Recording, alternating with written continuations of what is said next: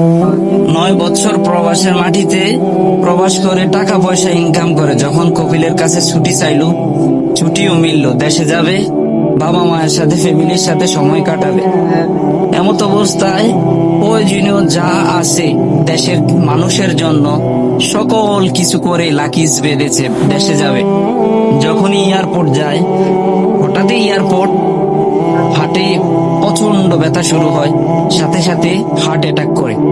Attack করার সাথে সাথে তাকে যখন পুনরায় দেশে না পাঠিয়ে আবার হসপিটালে ভর্তি করে, 7 দিন যখন মৃত্যু শয্যায় অবস্থায়, মৃত্যুর সাথে পাঞ্জা নড়ে, অথচ দেশে যাবে, ফ্যামিলির সাথে সময় কাটাবে, সে পুনরায়, ভাগ্য কত বড় নির্মম খেলা খেলে দেখুন, সে পুনরায় আবার হসপিটালে ভর্তি। 7 দিন মৃত্যু শয্যায় পাঞ্জা নড়ে, শেষ পর্যন্ত 7 দিন পরে সে এখানেই মারা যায়।